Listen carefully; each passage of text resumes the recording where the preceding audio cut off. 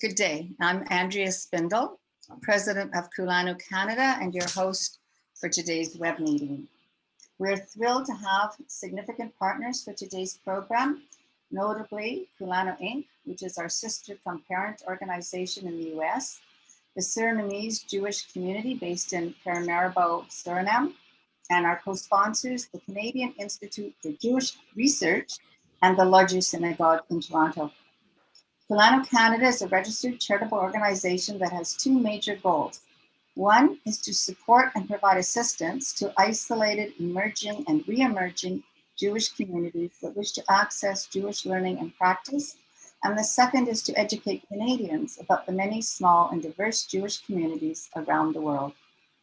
Pre-pandemic, we often held in-person educational programs, often with a fundraising component.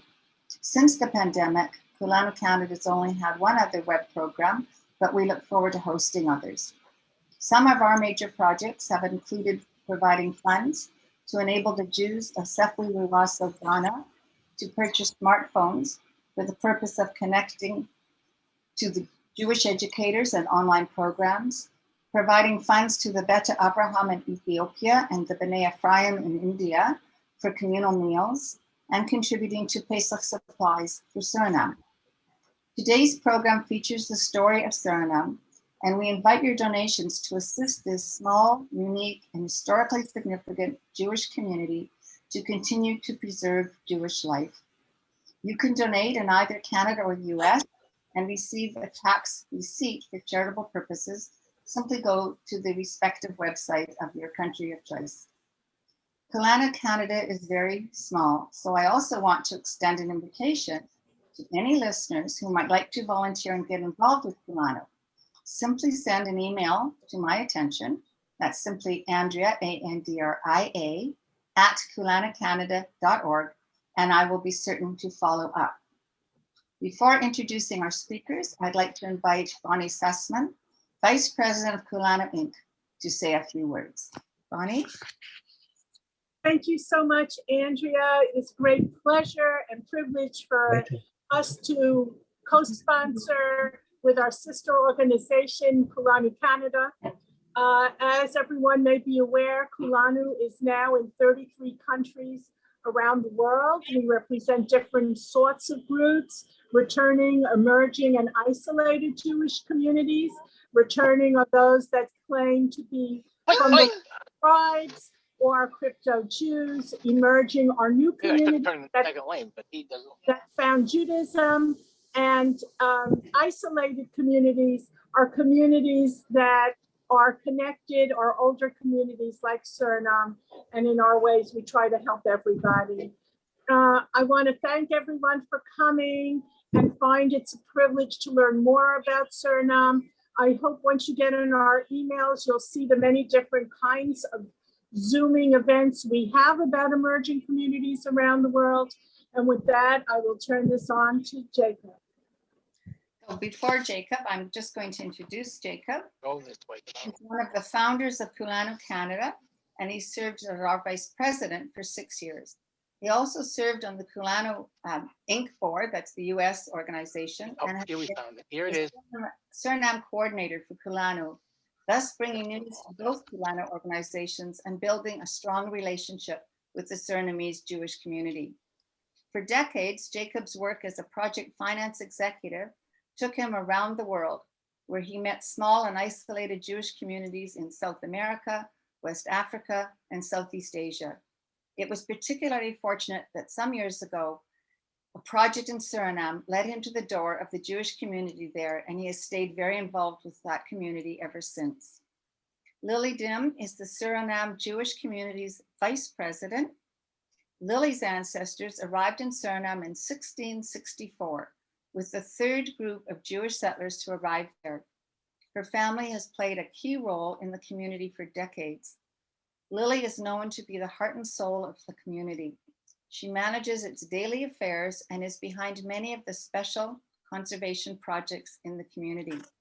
To begin, Jacob will share a presentation about the community's history, followed by a Q&A with Lily. You may submit questions using the chat function on your Zoom screen, and we will try to get to as many questions as possible after the formal part of the program. With all mics off, we'd be happy still to see everyone, so feel comfortable to open your video.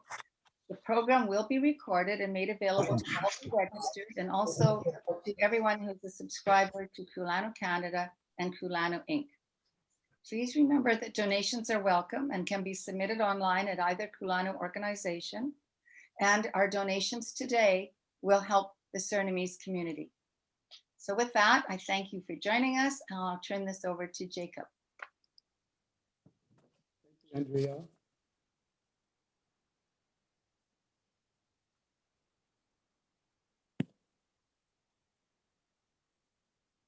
Hello, everyone, and thank you for joining us today. Special thanks to Kulanu Canada and Kulanu USA for organizing this event. When I told my friends 14 years ago that I'm going to work in Suriname, the most common response was, Suri who? So let me start with some basic information about Suriname.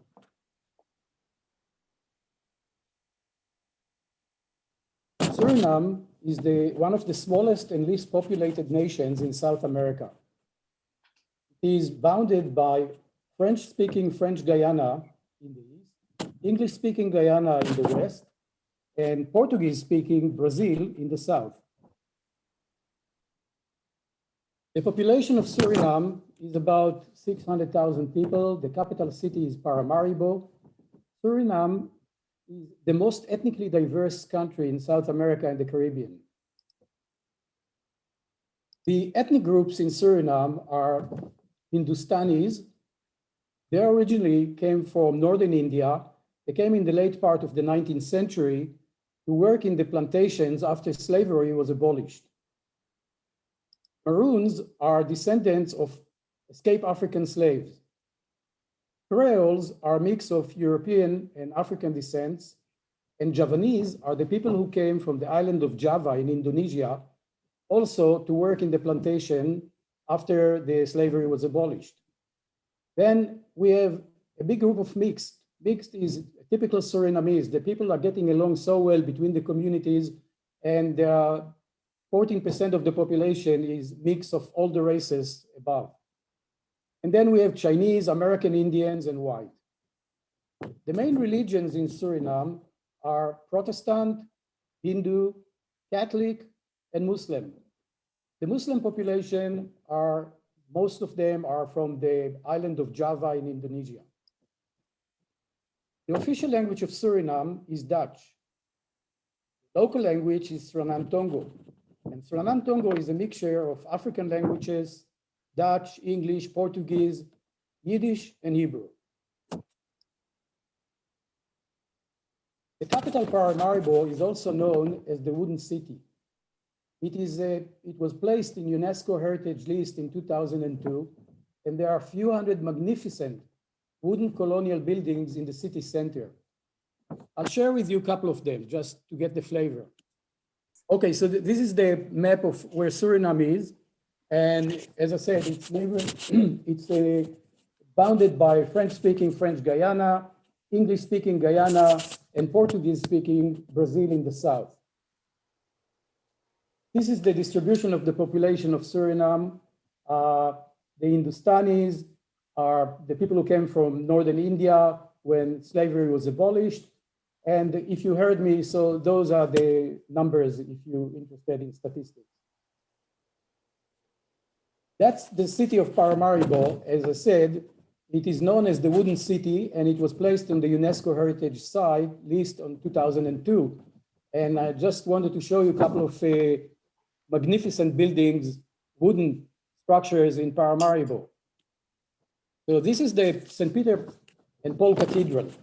As I said, it was built in 1809 as the Jewish theater. It was bought in 1826 by the Catholic Church and constructed as a cathedral in 1885. The cathedral is the biggest wooden structure in the Western Hemisphere, and it's absolutely stunning. Another beautiful, magnificent wooden building is our synagogue, Neve Shalom. And later on, I will share with you the interior of the synagogue. Over 90% of Suriname is covered by dense rainforest jungle and rivers. There are no roads if you want to go to the interior. You need to take a small airplane or to row the boat in a dugout canoe through the river systems. The country has very diverse wildlife with many rare species living in the wild. For example, Suriname has the biggest population of wild jaguars in the world. More than 10,000 jaguars are roaming the jungles of Suriname.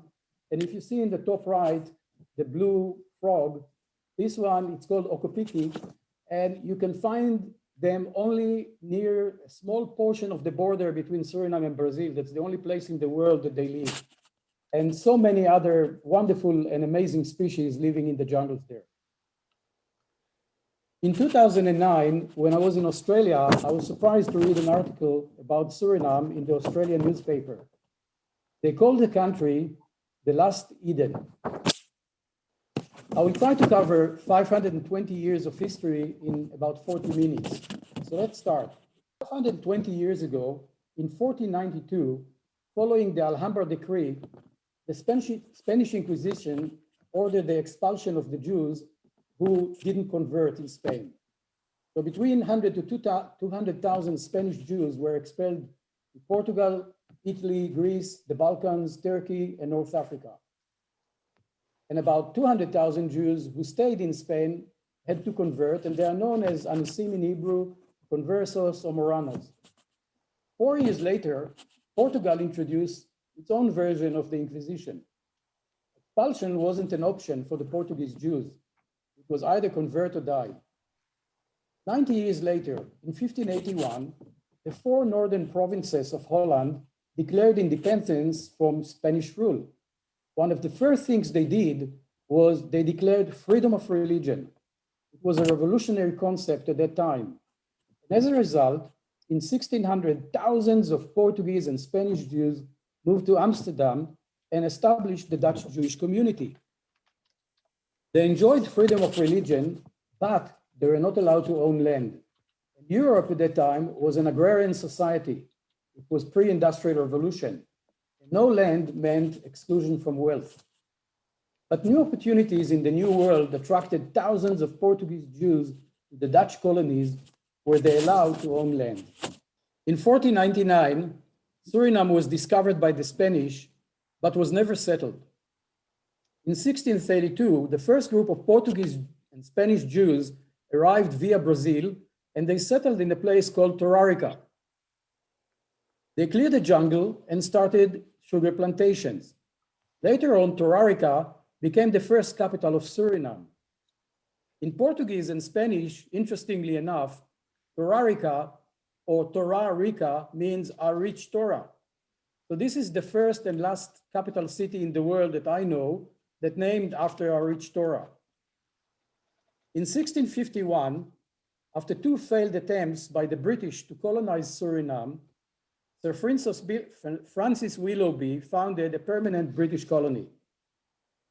The British settlers came mainly from Barbados, and they lived together with the Jews in Torarica.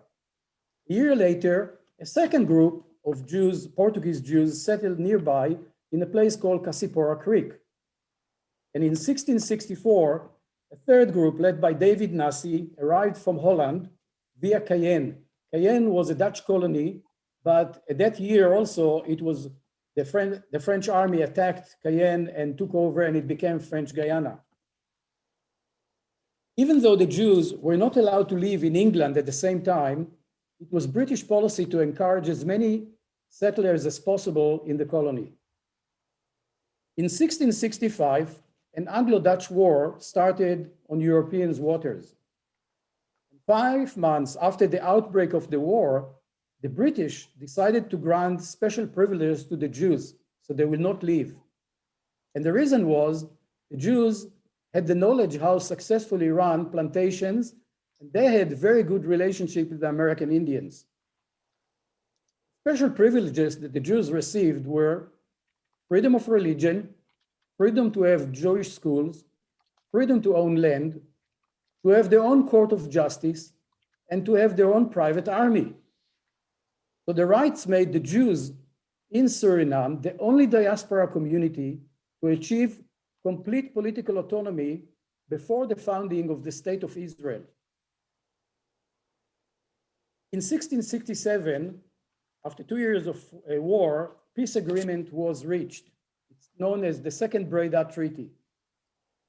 In Article 3 of the treaty, they talk about kind of a swap of land, where Suriname was handed to the Dutch and New Amsterdam was handed to the British. As you know, New Amsterdam is today's New York. So in retrospect, it seems like the worst real estate transaction ever. But for the Dutch, it was the deal of the century. And the reason was the importance of sugar. Sugar at that time was the most valuable commodity, better than gold. Over the years, hundreds of ships were going between Holland and Suriname, carrying sugarcane to be processed in thousands of small factories in Holland that employed tens of thousands of poor people. And when the sugar was processed, the Dutch traders sold it all over Europe. Everyone who was involved in the sugar trade or the sugar supply chain became very rich. So after 15 years of British rule, the colony changed hands. In 1667, the Dutch feared that the Jews will live with the English, so they kept the special privileges. And in addition, 2 years later, they granted rights to establish a Jewish colony, known in Dutch as the Joden Savannah or the Jewish Savannah. With all those privileges, the Jews felt that here, look at the picture, in the jungle, they found their own promised land. They called the place Jerusalem on the riverside. And here, in the middle of the Amazon jungle, they started building their own Jerusalem. If you visit today the Joden Savannah, you'll see this sign which say, "Welcome, the Joden Savannah, the former residence of the Portuguese Jewish nation in Suriname, also known as Jerusalem on the riverside."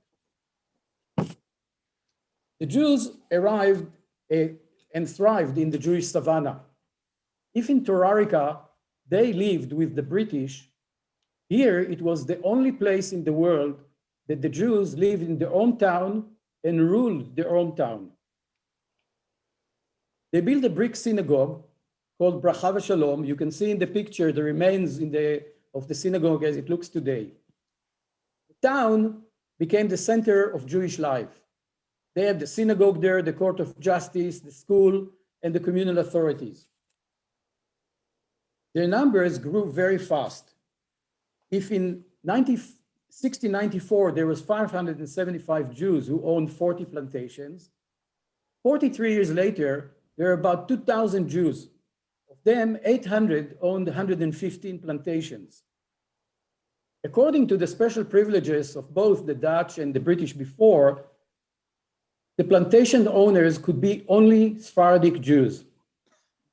The Jews were very Orthodox, so they called the plantations in biblical names, such as Carmel, Beit El, Hebron, Beersheba, Machanaim, Sukkot, Gilgal, Goshen, etc., etc. On Shabbat and high holidays, the Jews from the plantations used to come to the Joden Savannah to celebrate and to socialize.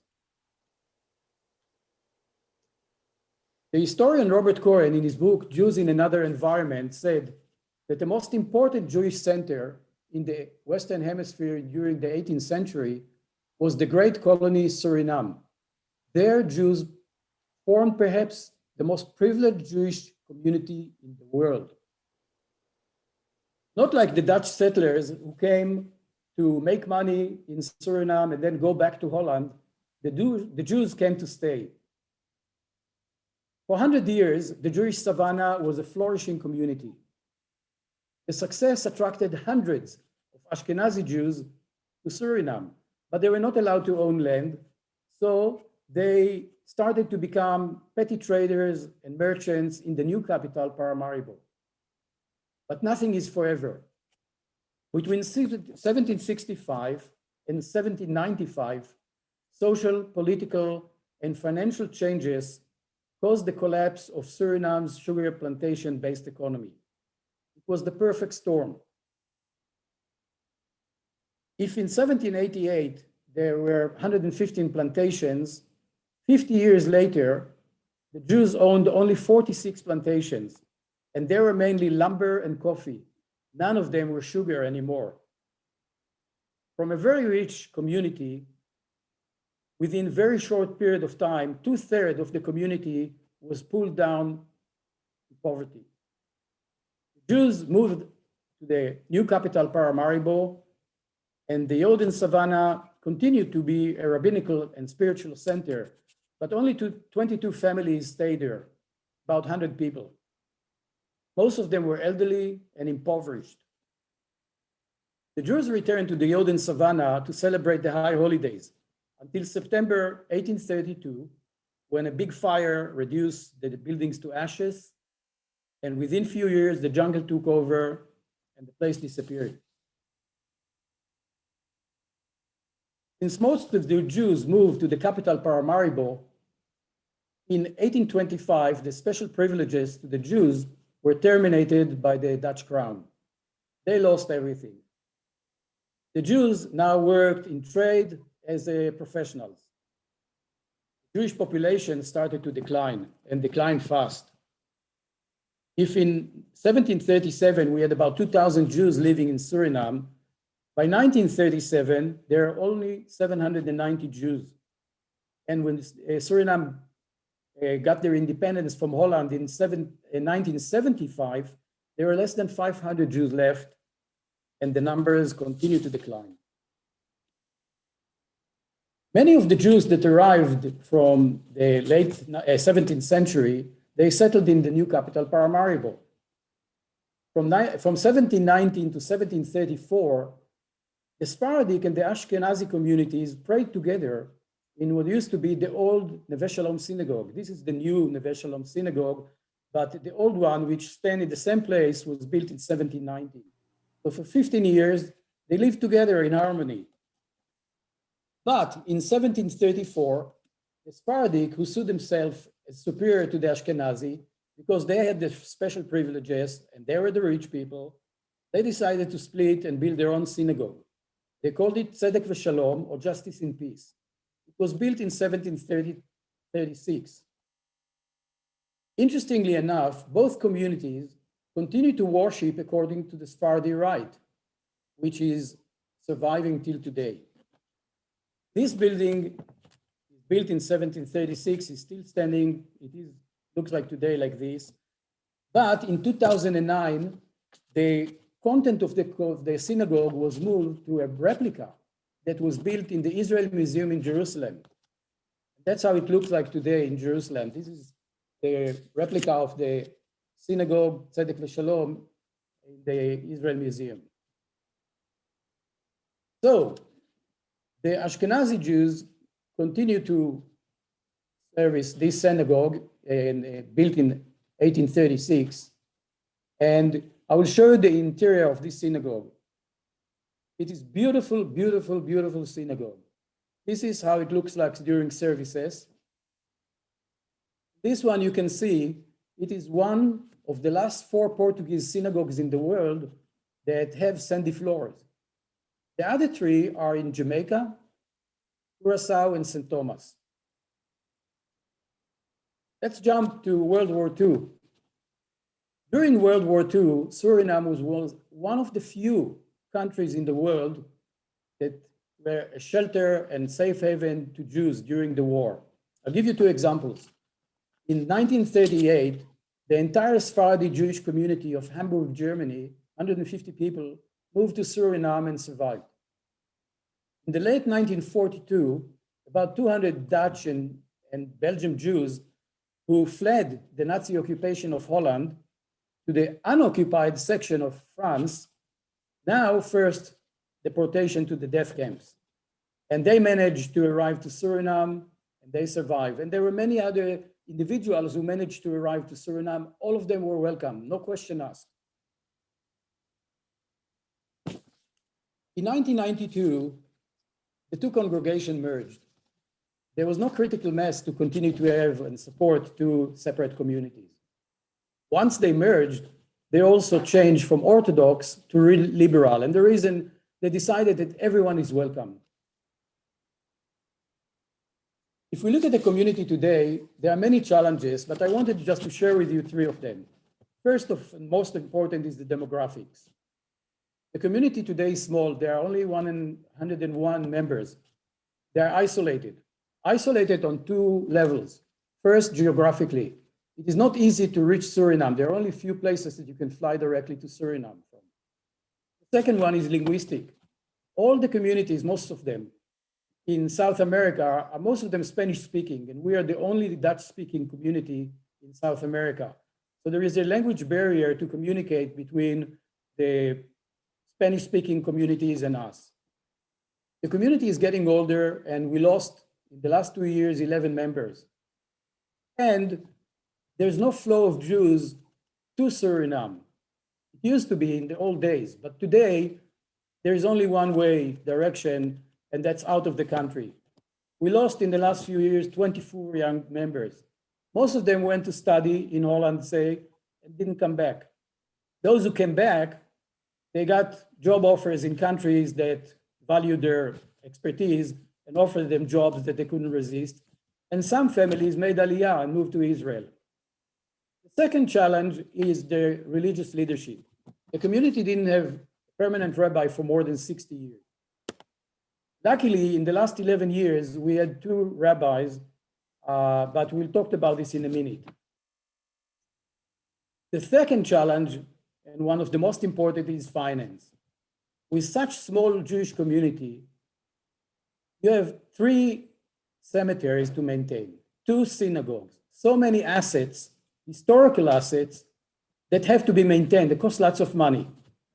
In addition to that, Suriname is going through financial crisis for quite some time.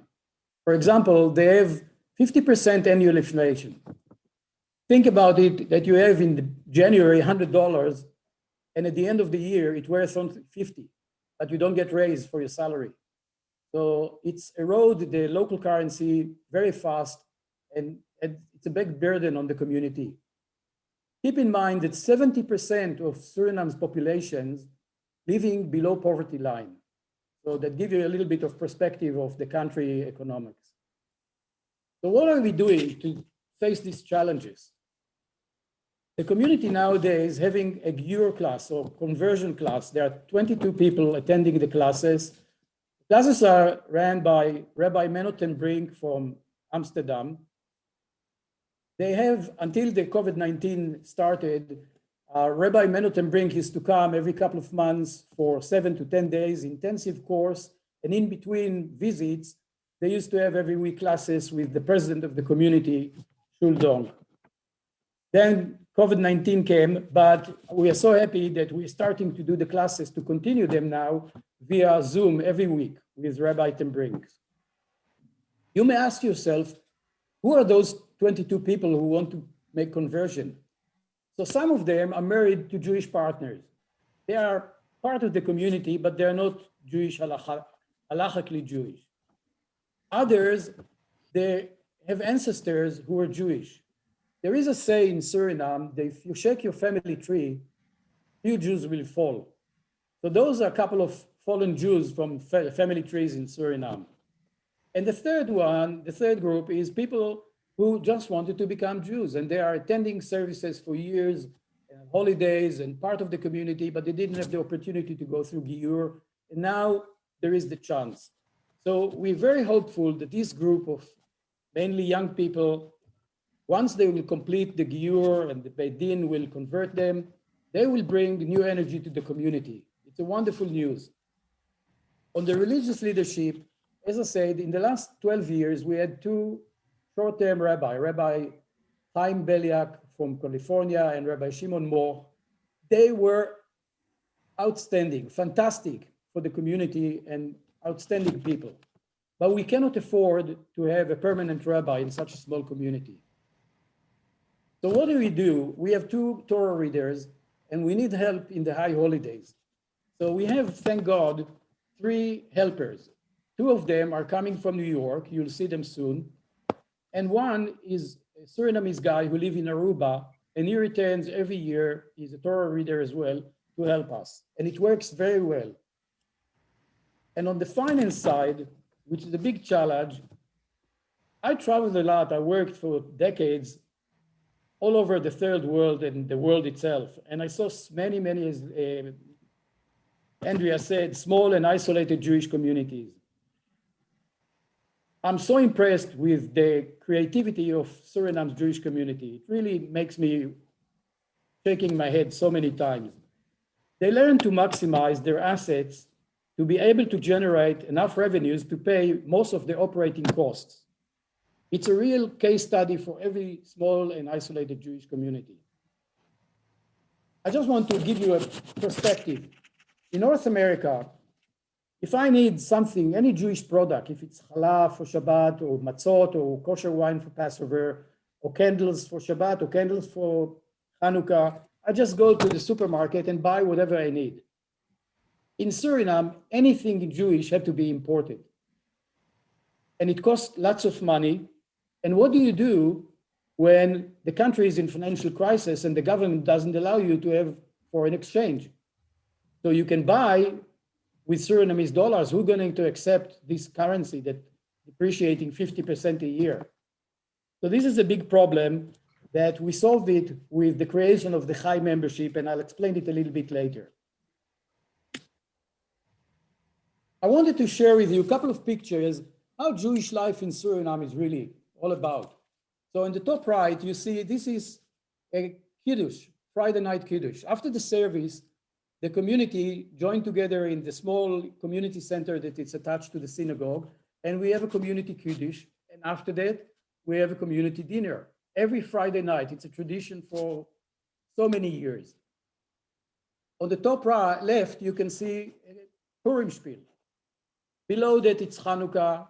And on the right, bottom right, it's the community Seder. Every year for who knows how many years, we have a community Seder of between 150 to 250 people attending, because many locals want to come and celebrate with us Passover. This is 2019 when I was there in Suriname, high holidays. The man that close to us, his name is Moria. He comes from New York as a Torah reader. The guy in the center is Benjamin. He's the shofar blower of the community. And the one far away is Shuldong. He's the cantor and the president of the community. This is Hakafot in Simchat Torah. Very joyous day. And this one, it's a Torah reading. The guy that you see in the center, his name is Yehuda. He's the son of Moria, the other Torah reader guy. He came to Suriname when he was 17 in a student exchange in high school. He arrived to the synagogue and told us, you know, guys, I can help you to read the Torah. And he said, why not? And he started reading, and we were in awe. This guy is just unbelievable. It's an amazing guy. He came back to New York, finished school, finished university, just graduated not too long ago from Columbia University. And at the same time, he also graduated from the Jewish Theological Seminary of America in New York. He doesn't want to be a rabbi, but he's still coming to help the community with his father, and that's amazing contribution. So let me explain to you what the Chai membership is all about. When I left Suriname after 2 weeks, 14 years ago, I didn't know that I'll come back. I did come back for almost 2.5 years after that.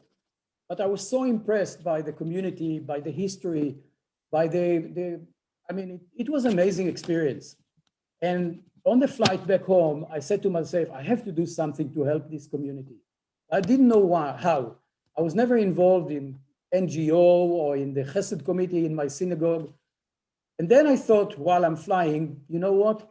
Just before the high holidays, most of my friends at that time of the year will start to complain about, oh, we have to renew our membership in the synagogue and it's so expensive. So I said, you know what? I'll show them some pictures, the beautiful synagogue in Suriname. And I said to them, here, I have a plan B for you. Let's join the Suriname synagogue. For $18, you can become a member. For $180, you become a lifetime member. And I said, you have all the rights like anybody else. You can come to services, you can have bat mitzvah or bar mitzvah for your kids, you can get married there if you want. The only problem, I said, if you have to come for service, you have to fly and it costs about $1,000. But they got the point. And the Chai membership basically started as a way to support special projects in the community to continue to live meaningful Jewish life and to thrive. Now, being a Chai member, you'll never get a phone call or reminder to renew your membership. It's not a membership, it is a donation. And once you make the donation, which is tax deductible, you become a Chai member. Twice a year, we send to all the members newsletter, which explain what's going on in the community with pictures. And if there is a special project, we ask them, if you can help, please help. If you can't, nothing happened. Today, Toda Lael, thank God, we have about 120 members from all over the world, from Australia to Israel, to Europe, to Trinidad, to North America, you name it. They found us and they became Chai members.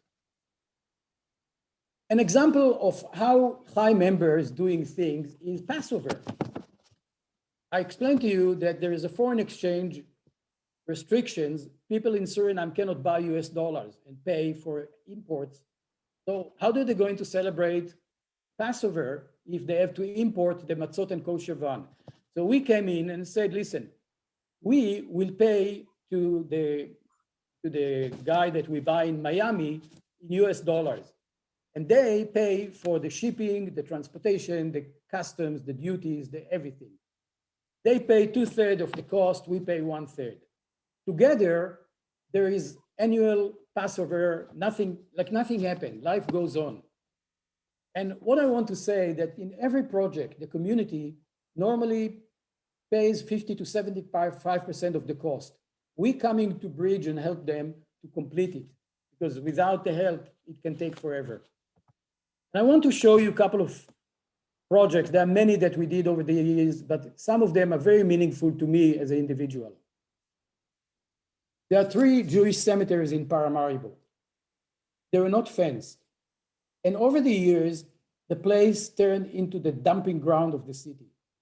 At night, trucks was coming with construction material, dump it into the cemetery. Over the years, the place looked like a jungle. You can see the pictures. This is pictures of the cemetery.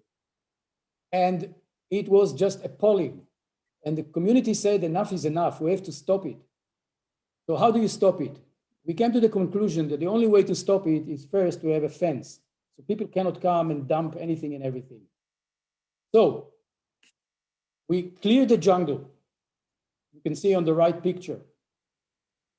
Tens of trucks came. I'm not joking, tens of trucks to clean up the mess with garbage and dump and whatever. And once the 3 cemeteries was cleaned up, we put a fence. The fence is a metal fence that goes for long lines around the 3 cemeteries. It costs lots of money, but we did it. We did it, and if you drive today in Paramaribo, there are many cemeteries because there are many ethnic groups in the city. And you come to the Jewish cemeteries and you say, wow, they look so nice and so clean and so respectful compared to the other cemeteries.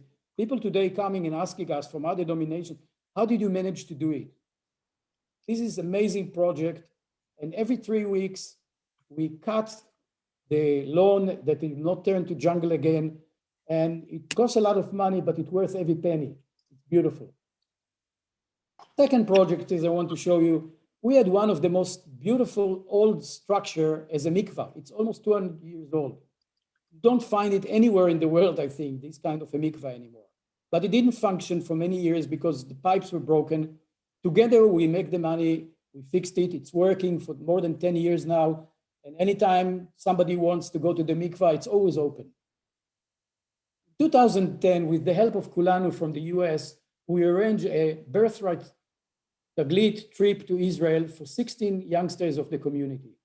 It was amazing. Birthright decided to make a special trip to us only. We didn't mix us with other groups from Holland or other countries. and it was very important to the community. When they arrived to Jerusalem, they visited the Israel Museum. And as they came in, it was the first day that the Israel Museum opened the doors for the replica of the Tzedek Justice in Peace, a synagogue from Suriname that was open to public. And they're the first one to come to see it. And I'm telling you, it was so emotional because all their parents and grandparents had the bar mitzvahs and bat mitzvahs and weddings in this synagogue. It was amazing. The last project, there are many of them, but I want to tell you only one that we did lately, and for me, it was the most meaningful of all.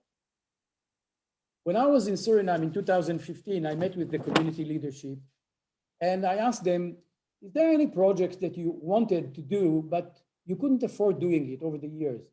And they say to me immediately, Jacob, it is 70 years since the end of World War II. We always wanted to make a memorial monument for the Surinamese Jews who died in the Holocaust, but we couldn't afford it. It was out of reach from us. And I said, what are you talking about? Suriname is in South America, the Holocaust was in Europe. And they explained to me, Jacob, during World War II, the community, Suriname was less than 200,000 people. There was very few infrastructure. There was no university, for example. So if you wanted to go to have higher education, you had to go to Holland. If you're a trader or a business person, your counterparties were in Holland. If you're a professional, say a doctor or a dentist, and you wanted to learn new techniques, you had to go to Holland. And lots of people had families in Holland, so they went to visit back and forth. And all those people were in the wrong place in the wrong time. They were gathered like all the other Jews in Holland, sent to the concentration camps and murdered. I asked them how many people, and they said, over the years, we managed to identify 80 names, but we know that there are many more. The problem is that they're all killed with the entire family. There's nobody tell the names. I couldn't say no to such a project.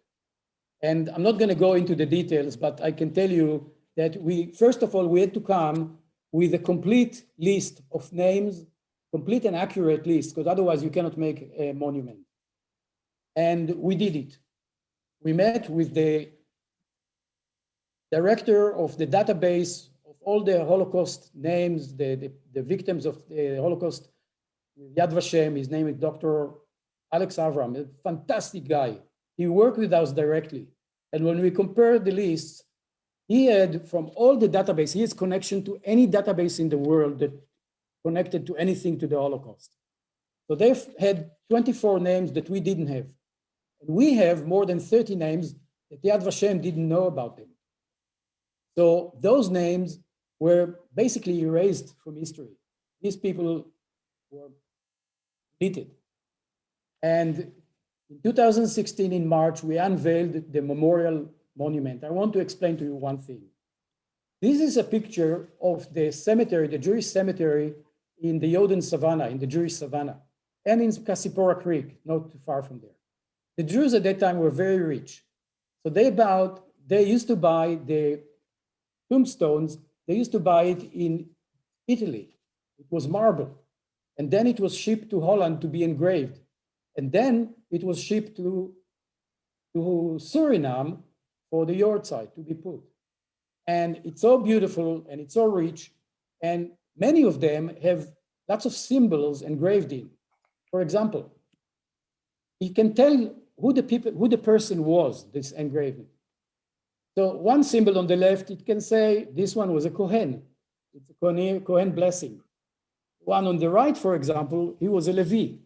He is pouring water on the hands of the Kohen. But one of the most common symbols in the cemeteries was a tree fallen by the angel of death or the hand of God. And that refers to the old Jews who lived in the jungles for hundreds of years, life that ended before its time, early death. And our architect said, why don't we use the same fallen trees symbol that your ancestor did for generations, for decades, for generations, in our monument? And as you see at the top, you see fallen trees. All those people died before their time, and that's why we use this monument, this thing. This is how the monument looks like. It's from black granite. It's amazingly beautiful. it shows the name, family name, date of birth, date of death, and the camp where the people murdered. Just like the other Dutch Jews, most of them were in Auschwitz and Sobibor. Those names that were until 1976 erased from history are now remembered every year. In the Holocaust Memorial Day, the community is gathered near the monument. We put flowers, we read the names, we say the Kaddish prayers. And last year, it was very touching. In the Holocaust Memorial Cemetery, International Holocaust Day, we realized, by the way, that so many visitors, there are Surinamese, there are Dutch, there are Americans who came to visit. More than 30% ask us, what is the Holocaust? People have no idea what the Holocaust is. It's shocking, but it's true. So we decided to put a marker that explains in Dutch and English what the Holocaust was. And in that day, last year, we decided to unveil. It was donated by the Jewish American Society for Historic Preservation. Their president, Jerry, is a high member, is an amazing guy. And we invited 4 people to unveil this marker. You can see them on the right. Those people are the last 4 Surinamese soldiers who fought in World War II. Some of them fought in the Pacific campaign, some of them fought in Europe. All of them now are in the late 90s. They are good friends of the community, and they honored to come to honor us and unveiling this marker. So this is very close to my heart, and I'm so grateful that 3 people immediately put up front and said, let's start a project, high members. Jerry from the Jewish American Society of Historic Preservation, a guy from David from Colorado, and Marie Chantal from New York. And in no time, they were joined by about 60 high members who donated whatever they could, $10, $100. And in a very short period of time, we had the money that the community couldn't afford for 70 years. And it's happened within a year. The last thing that I want to talk about, and I'll finish here, is in 2019, in September, October, I came with 2 friends of mine. One is American and one is from Denmark. And with Lily, the vice president of the community, we did a survey of the 3 cemeteries in Paramaribo, the Jewish cemeteries. And the reason was, we knew that there are so many graves without name. Why? Because the rich people could afford having a stone, beautiful marble stone. The middle class people over the years could have a stone, but the poor couldn't afford it. So what did they do? They put a wooden marker and said, over the years, we will save some money and we'll put a stone, but it never happened. And with the climate of the Amazon, thanks to the termites, those wooden pieces disintegrated. As you see in the left, this is 2 examples of graves. Nobody knows who they are. They are gone. They erased again from history. And we made a survey, and we found about 600 graves in all the cemeteries that are gone, either because they're wooden or because vandalism, when the cemeteries were not fenced. You cannot tell who the people were. They had gravestones, but they are broken and thrown away. So we came with a very practical solution. As you see on the right, we will have a cement post that will never get eaten by termites or by the weather, and an aluminum marker which said, this is the name of the person, date of birth, date of death. That's it. This is from aluminum. It will never rust. And we started doing it now. And we want that every grave in the cemeteries, the Jewish cemeteries, will have the respect, and the people will come back. And if you visit, you know who is there. And this is one of the projects that we're working now on, raising some funds. It is a long project because we'll do it as we get money. We will continue to do it. But I think it's a mitzvah to do such a project. And I will stop here, and I just want to make a short summary before I pass it to you. I want to thank every one of you who joined today this presentation. I hope you learned something about the oldest existing Jewish community in the Americas. I have 2 hopes. One, you will hopefully join to become high members and help this unique community. And the second one is hopefully that when COVID-19 is over, you will come to visit and see in yourself the last Eden. Suriname is one of the most unique and beautiful countries that I know, and you will meet the oldest existing Jewish community in the Americas, as I said, that against all odds continues to live meaningful Jewish life in the Amazon basin. All this couldn't happen without strong, passionate leadership. The president, the vice president of the board of directors of the community are outstanding people. And I will pass the torch to Andrea again to introduce the rest of it. Thank you. Okay, so what we're going to do now is I'm going to call on Lily. Lily, unmute yourself.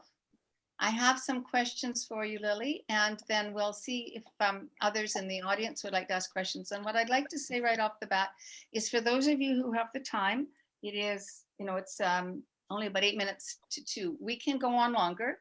I'm quite prepared to keep the Zoom meeting open, and if everybody would stay with us, you're more than welcome, and we'll continue at least for 15 or 20 minutes if that's comfortable for people. Okay, but we'll ask you to stay on mute and just to type your questions, and Lily's going to respond. So a couple of things came in through the chat line already, Lily, and welcome. Lovely to have you with us.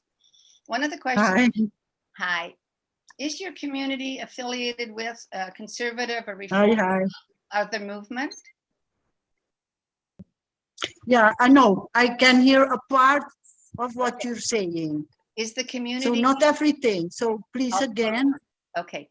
Is the community conservative or reform? Is it affiliated with a Jewish denominational movement?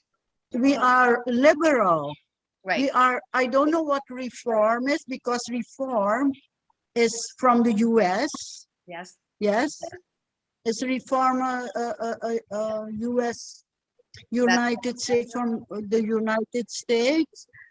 We are like the community of Menno Tembring, the rabbi.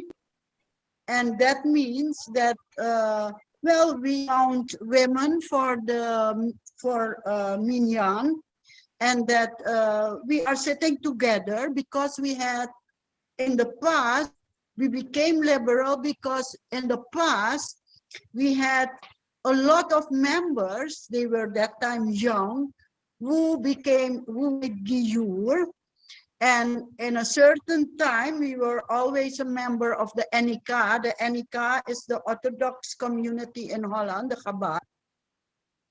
And they didn't accept those members, of course, because they made giyur without a beden, because we had so little members that it was very scary. So we let the rabbi from the liberal community came to Suriname and help us with this problem. So all the members from the past that made giyur in the past and were not really, it was not the right way how it went, the process, made giyur all over again. Yeah, and so we became a community, a part of the liberal community in Holland. I don't know if it's the same as reform, because in England, once we had somebody from England here, and they told me, why didn't you do a combined community, which I also didn't know what that was. Right. We use here Hebrew. The whole service is Hebrew. Right. I think it's more akin to conservative. Can I ask the next question, Lily? Yeah.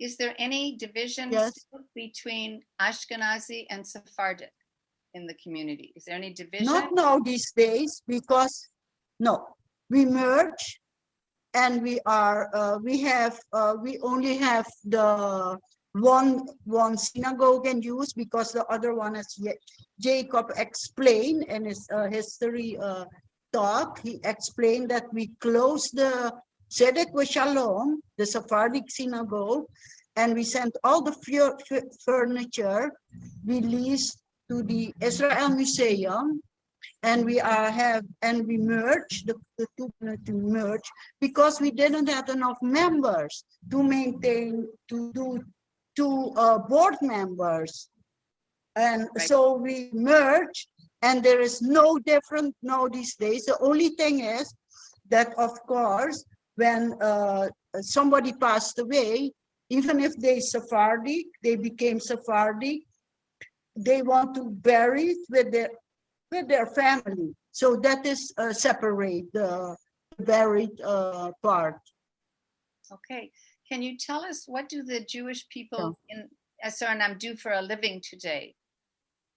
What kind of work? Well, most of them, we are in every branch a little, but of course we are not in politics these days. We are not in politics, but we are doctors, medical doctors. We are lawyers. Most of them, a small group, young Jewish people, men, have businesses. Like my sons, they have a small business, and most of them are doing public work. Lily, for the government, like teaching. Thank you. Can you repeat what Jacob said about the background of the people? Just not everybody heard, many people came late, but I think it's interesting that the Jews of Suriname come from every racial and ethnic community. Can you just repeat that for everybody? What are the backgrounds of people? Yes. Yeah, we have all kinds of backgrounds, of course, and because they came from, Jews came here from all over, and they came indeed in the 16th, 17th century to stay in Suriname. And of course, there's an enormous mix with foreign slaves, mixed with other groups like Hindustani, Japanese, and I don't have to explain that if your mother is Jewish, you're Jewish.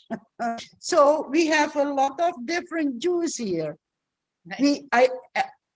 I always explain to people that we are a nation. We are not a religious group. We are more a nation. And like the Surinamese nation, we have here, I'm Surinamese and I'm Jewish, but my friend just now is Surinamese and she's not Jewish, but together we are one nation. And it's just like our synagogue, our community, we have everything. Okay. All kinds of people. Okay, several people have asked about visiting. And I think if Jacob wants to organize a tour, we have enough people today to organize that tour, Jacob. So I'm encouraging people to send me the email that I will pass to you.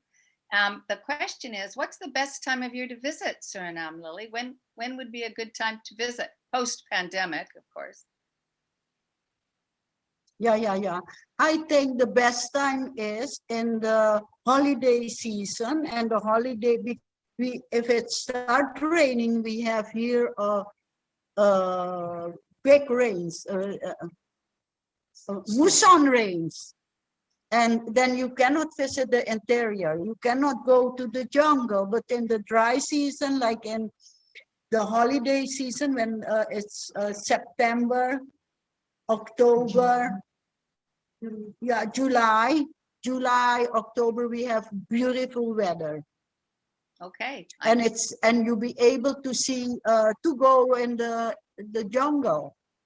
And where can to visit the savannah, to visit or people, and can people excuse stay me at the guest house? One more time. Can the individuals stay at we have a small apartment where about 2 families can stay. We have we can arrange everything. We can arrange that people can stay at families. Great. Okay. I mean, 2 families can stay in my house. Okay, they're coming. One of the pieces of information that I want to share is you have many ancient relics and artifacts, Judaica. Is the 18th century Sefer Torah still in your community? Do you still have the If very my old- Torah scrolls are, Yes. yes, not only Torah scrolls, rimonims, but I also have paintings. And we have a lot. They are safe. We have to protect them, of course. So we have night and day man security. We have alarm installation, and night and day people are there. And we have also the iron, the windows, the glass windows. So One of the things that we understand Kulanu Canada would like to help with, so if people are listening and still willing to donate, you can donate to Kulanu Canada or the Kulanu US and for a charitable receipt, and those funds will get to the Surinamese community. If you look up the Chai membership, Jacob will ensure that your funds are receipted. They'll come to one of the other Kulanu organization. One of the things we want to dedicate the money to is to help Lily and her community to preserve those artifacts, right? I understand you created a museum in the synagogue, right? Yeah. And that is to protect all what we still have, because all the Sephardic antique, the whole synagogue, went to Israel, but in a good time.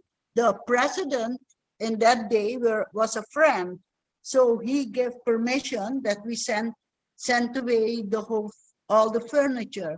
But now these days it's not allowed to send out of the country one antique thing, and we have to be sure that it's safe in Suriname, that it's still safe.